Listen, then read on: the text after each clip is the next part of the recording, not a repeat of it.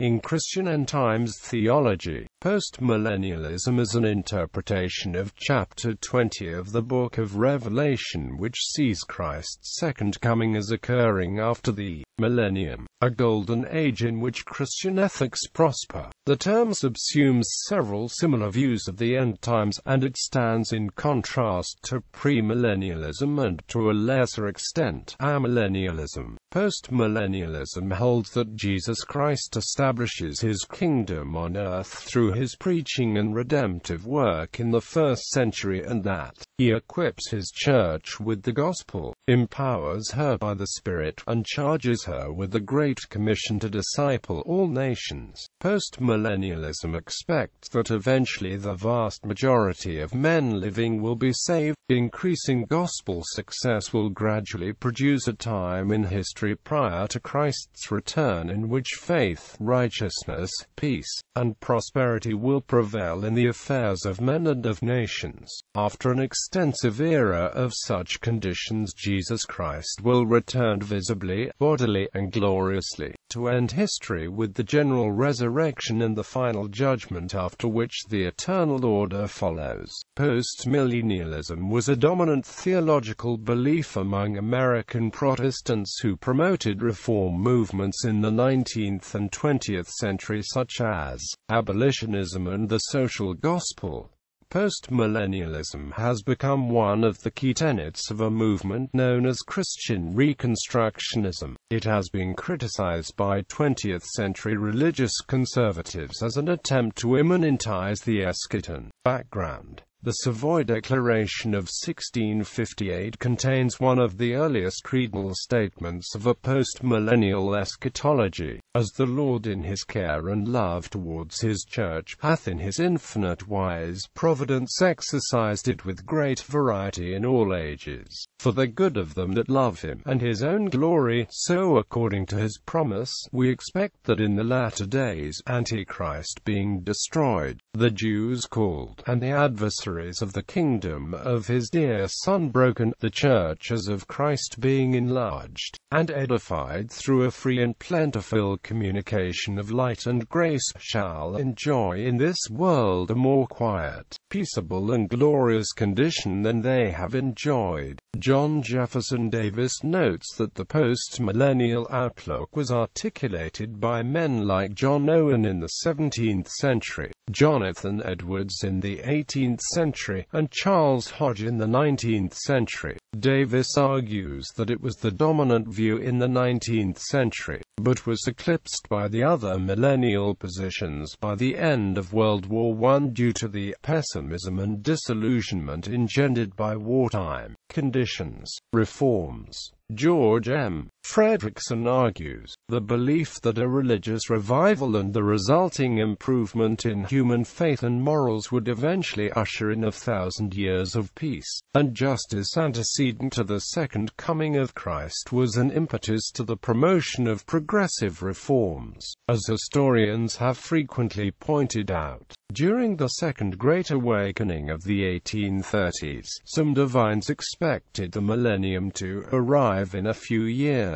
By the 1840s, however, the great day had receded to the distant future, and post-millennialism became the religious dimension of the broader American middle-class ideology of steady moral and material progress. Key ideas. Although some post-millennialists hold to a literal millennium of 1,000 years, other post-millennialists see the 1,000 years more as a figurative term for a long period of time. Among those holding to a non-literal millennium, it is usually understood to have already begun, which implies a less obvious and less dramatic kind of millennium than that typically envisioned by premillennialists, as well as a more unexpected return of Christ. Postmillennialism also teaches that the forces of Satan will gradually be defeated by the expansion of the kingdom of God throughout history until the second coming of Christ. This belief that good will gradually triumph over evil has led proponents of postmillennialism submillennialism to label themselves optimillennialists in contrast to postmillennial, premillennialists and amillennialists. Many postmillennialists also adopt some form of preterism, which holds that many of the end times prophecies in the Bible have already been fulfilled. Several key postmillennialists, however, did not adopt preterism with respect to the Book of Revelation, among them B. Warfield, Francis Nigel Lee, and Rousseau's John Rushdoony. Types. Difference in extent. Postmillennialists diverge on the extent of the Gospel's conquest. The majority of postmillennialists do not believe in an apostasy, and like B.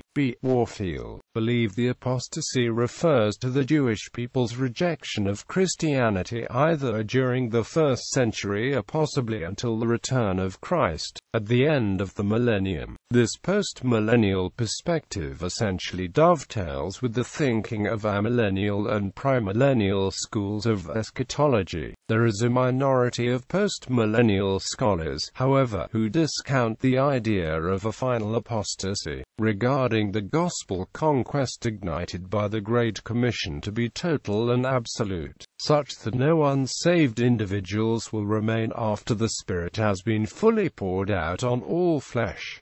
This minority school, promoted by B. Warfield and supported by exegetical work of H.A.W. Mayer, has started to gain more ground, even altering the thinking of some postmillennialists previously in the majority camp, such as Lorraine Boetner and R.J. Rushdoony. The appeal of the minority position, apart from its obvious gambit of taking key scriptures literally, was voiced by Boetner himself after his shift in position. The majority form of postmillennialism lacks a capstone, which Warfield's version does not fail to provide. Warfield also linked his views to an unusual understanding of Matthew chapter 5 verse 18, premised on Mayer's exegesis of the same passage, which presupposed a global conquest of the gospel in order for the supposed prophecy in that verse to be realized, which inexorably leads to a literal fulfillment of the third petition of the Lord's Prayer, "Thy will be done on earth as it is in heaven." John Calvin's exposition of that part of the Lord's Prayer all but adopts the minority postmillennial position, but Calvin, and later Charles Spurgeon, were remarkably inconsistent on eschatological matters. Spurgeon delivered a sermon on Psalm chapter 72 explicitly defending the form of absolute postmillennialism held by the minority camp today, but on other occasions he defended premillennialism. Moreover, given the nature of Warfield's views,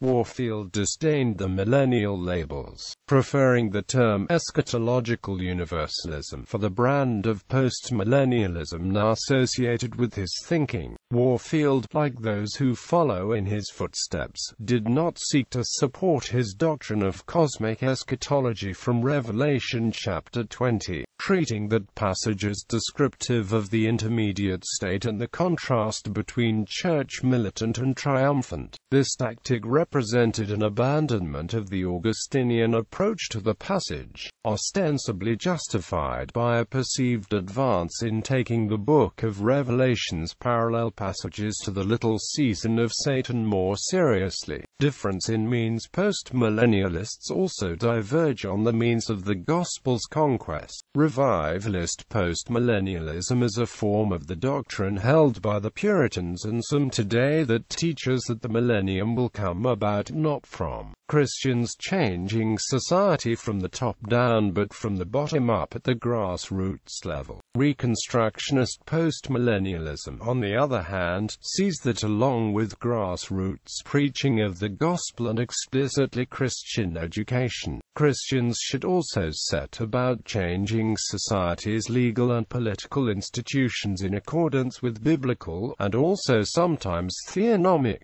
Ethics. The revivalists deny that the same legal and political rules which applied to the theocratic state of ancient Israel should apply directly to modern societies which are no longer directly ruled by Israel's prophets, priests, and kings. In the United States, the most prominent and organized forms of postmillennialism are based on Christian Reconstructionism and hold to a Reconstructionist form of postmillennialism advanced by R.J. Rushdoony, Gary North, Kenneth Gentry, and Greg Barnes. Bibliography. Barnes and Greg L. Victory in Jesus, The Bright Hope of Postmillennialism. Texarkana, Covent Media Press, 1999. Base, Ralph E. Jr. Back to the Future, A Study in the Book of Revelation. Greenville, South Carolina, Living Hope Press, 2004. Bach, Darrell. Three Views of the Millennium and Beyond. Grand Rapids, Michigan, Zondervan, 1999. Boetner, Lorraine. The Millennium. Phillipsburg, N.J. Presbyterian and Amp. Reformed, 1984. Davis, John Jefferson. The Victory of Christ's Kingdom, An Introduction to Postmillennialism. Moscow, I.D. Canon Press, 1996. DeMar, Gary. Last Days Madness, Obsession of the Modern Church. Power Springs, Gar, American Vision, 1999. Fredrickson, George M. The Coming of the Lord, the Northern Protestant Clergy and the Civil War Crisis. Religion and the American Civil War. Edited by Randall M. Miller, Harry S. Stout, and Charles Reagan Wilson. New York, New York, Oxford University Press, 1998. Gentry, Kenneth L. He Shall Have Dominion, A Postmillennial Eschatology. Tyler T. X. Institute for Christian Economics, 1992. Gentry, Kenneth L. Thine is the Kingdom, A Study of the Postmillennial Hope. The Valicito C.A. Chalcedon Foundation, 2003. Kick, J. Marcellus. An Eschatology of Victory. Phillipsburg, N.J. Presbyterian and Amp. Reformed, 1971. Matheson, Keith A. Postmillennialism, An Eschatology of Hope. Phillipsburg, N.J. P and Amp. R. Publishing, 1999.